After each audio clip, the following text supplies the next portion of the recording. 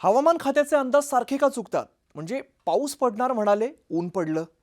ऊन राहील म्हणाले, आपण बाहेर पडताच मुसळधार पाऊस सुरू होतो. मग लगेच सोशल मीडियावरती सुरू होतं, हवामान खातं म्हणजे उलटं सांगतं. ते म्हणतील त्याच्या एकदम विरोधात आपण करायचं. पण खरंच हवामान खात्याचे अंदाज इतके चुकतात काय, की आपल्यालाच त्यामागचं विज्ञान नीट कळलेलं नाहीये? अगदी काही वेळामध्ये सगळं आपण सोप्या भाषेत समजून घेऊया.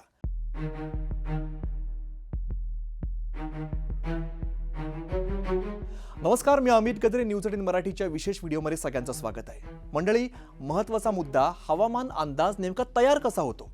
आता सगळ्यात आधी एक गोष्ट, हवामान अधिकारी हे आकाशाकडे बघून असा अंदाज नाही लावत.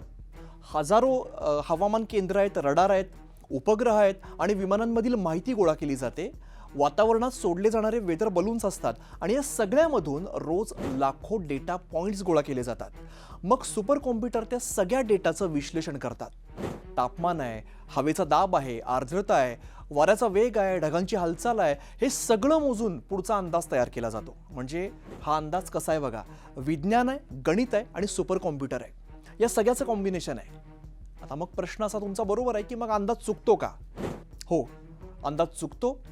याचं मागं कारण आहेत काही. बघा, काय पहिलं कारण असं आहे की हवामान हे खूप डायनॅमिक असतं. म्हणजे समजा एका ढगाने फक्त 10 किलोमीटर दिशा बदलली तर एका भागामध्ये मुसळधार पाऊस पडेल आणि शेजारच्या भागामध्ये ऊन पडेल.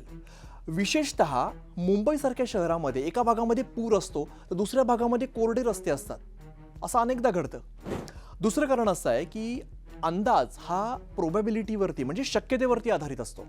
बघा, जर 70% शक्यता सांगितली तर 30% शक्यता पाऊस न पडण्याची आहे. आपण बऱ्याचदा समज काय करतो, 70% पाऊस पडेल आणि 30% पाऊस नाही पडणार, म्हणजे 30% कमी पाऊस पडेल, असं नाहीये. 30% ही पाऊस न पडण्याची शक्यता आहे. आता असं म्हटलं जातं की अरे, हवामान खात्याने सांगितलं होतं ना, तर मग पाऊस पडला पाहिजे, पण या शक्यता आपण गृहीत धरल्या पाहिजेत. तिसरं कारण आपण बघूया, स्थानिक परिणाम असतात. बघा, काय डोंगर आहे, समुद्र आहे, इमारती आहेत, उष्णता आहे आणि सगळं अचानक हे वातावरण बदलू शकतात. म्हणून प्रत्येक गल्लीचा अंदाज हा 100% अचूक सांगणं हे जवळपास अशक्य आहे. आता तुम्ही कधी असा अनुभव घेतलाय का की तुमच्या ऑफिसच्या परिसरात मुसळधार पाऊस सुरू असतो आणि अगदी 2 किलोमीटर तुम्ही जरासं काय पुढे गेलात की तिकडचा रस्ता सुकलेला असतो? याला म्हणतात मायक्रो क्लायमेट.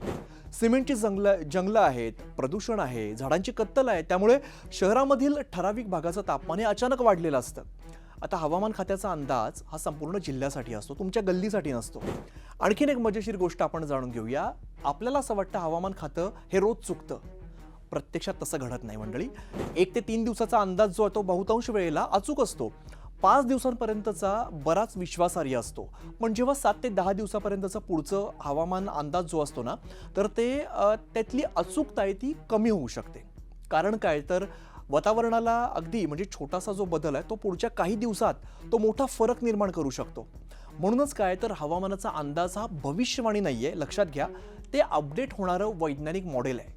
आता म्हणून पुढच्या वेळेला हवामान खात्याचा जर अंदाज बदलला तर लगेच हवामान खातं काही कामाचं नाहीये असं म्हणू नका. हे म्हणण्यापूर्वी लक्षात ठेवा, पृथ्वीचं जे वातावरण आहे ना, हे जगातल्या सगळ्यात गुंतागुंतीच्या प्रणालीपैकी एक आहे.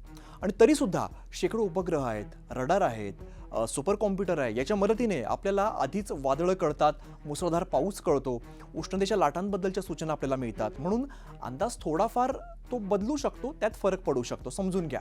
पण त्यामागचं विज्ञान मात्र मजेशीर आहे. आणि म्हणूनच हवामानाचा अंदाज हा गॅरंटी नसतो, तो उपलब्ध माहितीवरती आधारित एक वैज्ञानिक अंदाज असतो. आता मला कमेंट करून तुम्ही सांगा की हवामान खात्याच्या चुकीच्या अंदाजामुळे तुमची कधी फजिती झाली आहे का, किंवा कोणत्या मजेशीर प्रसंगाला तुम्हाला सामोरं जावं लागलंय? कमेंटमध्ये नक्की शेअर करा. आणि हा माहितीपूर्ण व्हिडिओ तुमच्या त्या मित्राला नक्की शेअर करा जो नेहमी हवामान खात्याला नावं ठेवत असतो. आणि पाहत रहा न्यूज 18 मराठी.